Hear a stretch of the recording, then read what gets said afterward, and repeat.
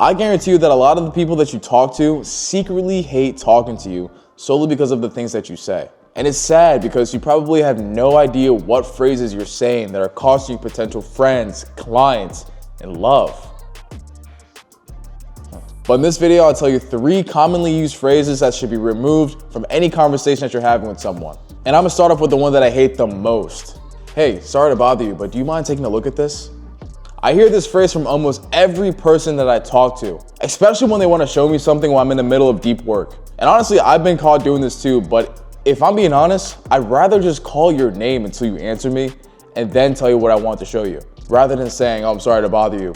And I know most of you use this phrase religiously in hopes to not anger the person that you're literally interrupting, but you need to cut this out of your dialogue. This phrase, it comes before a request or a question that you have for that person, but it immediately sets a negative tone. By just saying sorry to bother you, you're literally implying that you're bothering the person.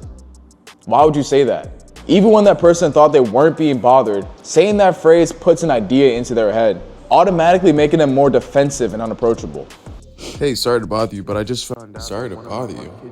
Was I being bothered? I thought it was perfectly fine. Wait a second. I am being bothered. Hold up, now I'm mad.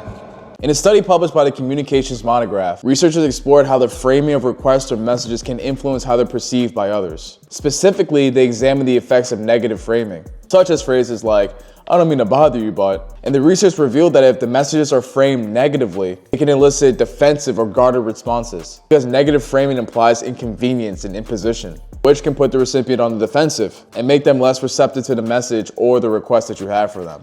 But wait, I'm not done yet. The study also found that negative framing can undermine the relationship between the speaker and the recipient. By starting the conversation with an apology or a disclaimer, the speaker inadvertently sets the negative tone and creates a distance between themselves and the recipient. So what you can do to fix this is, instead of apologizing for reaching out or having a request, is try framing your request positively and emphasizing the value that it brings. For example, hey man, I really think you'd be a good person to ask this question to. Or if you want to get a little fancy, hey, I appreciate your expertise on this matter. I got something I want your input on. This approach fosters a more positive and collaborative conversation. Never frame your conversations in a negative way again by saying, hey, I don't mean to bother you. All right, cool, now on to the second phrase. I know you need to leave, but boy, that gets my blood boiling. And I know most of you might think that this phrase may seem considerate, but it's not. Because what you're doing is undermining the importance of that person's time and their commitments. It makes them feel guilty for having to leave. Why would you want to do that to a person? That could lead to them resenting you for not respecting their time. Whenever you're in a conversation, there is no reason for you to think that your time is more valuable than the person you're talking to. You don't know what that person might have going on in their personal life or what they have to take care of. So be courteous of their time. And I'm telling you, they'll appreciate that. I was in a conversation one time with this dude in Argentina. Really cool guy. We talked for hours, but it was getting to the point where my scheduled Uber to get to my next destination was slowly arriving. And as my Uber got there, we were still talking, and he was in the middle of a crazy story, so I was trying to let him finish, but I had to go. I looked at my phone, and as the Uber driver told me that he was here, and he's waiting outside, I looked back at the dude I was talking to, and he says, I know you need to leave, but let me finish this story. And I don't know what happened right then and there, but something within me, something snapped. Because I'm not gonna lie, I got a little triggered. Because again, it makes it seem that whatever I had going on wasn't important to him. Which in all fairness, it might not have been, but in this grand scheme of things, when someone has something they have to go take care of, there's no reason for you to undermine their time. So you need to learn how to be aware in your situational surroundings and conversations that you're having with people. If you know they have to leave, respect their time. Respect their decision. Instead of guilt tripping, try expressing gratitude for them actually spending time to talk to you. They could be doing 1,000 other things, but they chose to talk to you. So respect their time. So if you want a phrase that you can use to substitute the commonly used phrase, try saying, that's right, you did say you have to go. Well, that's okay. We'll catch up later. Thank you for spending time with me. Easy as that. Another one you can use is, thank you so much for spending time with me. I know you have other obligations to take care of, so let's catch up soon. This shows respect and strengthens the friendship greatly. All right, now the last phrase, whenever you're ready.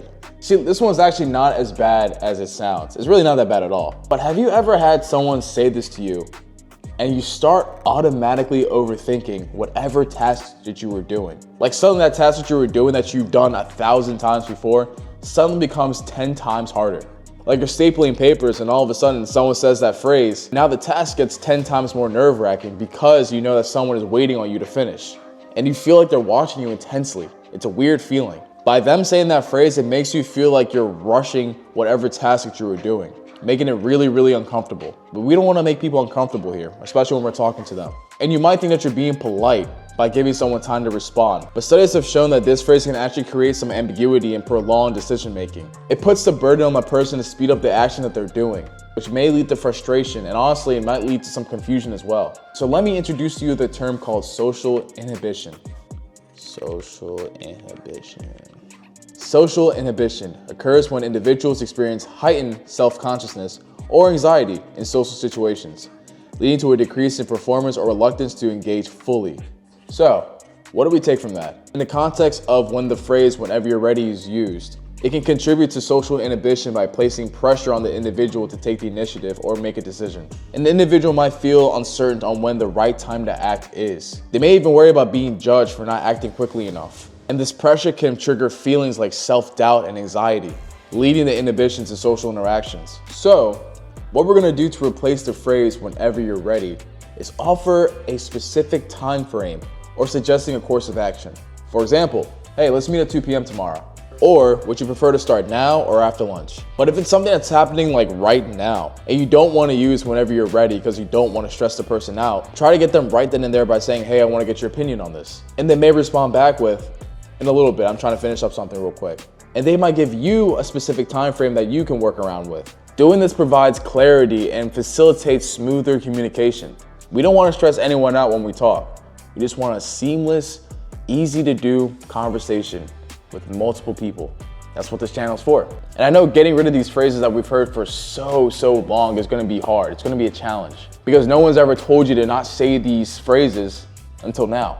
But once you take this advice and implement these tips that I'm giving you in your talking style, in conversations, I promise you, you'll captivate a lot more people than you would expect. But yeah, that's it for this video. Hope you found value in what you heard today. Please like, subscribe, and share to someone who needs to hear this. Remember to book a call with me if you want to take your social skills to another level. And check out my latest update. I went to Boston and asked a bunch of people on how they reset their social battery. I think that'll be insightful information for the public. A lot of good answers on there, and I don't want you to miss out on that. Other than that, develop a prodigy mindset and tackle your problems with everything you got. I believe in you. Take care. Peace.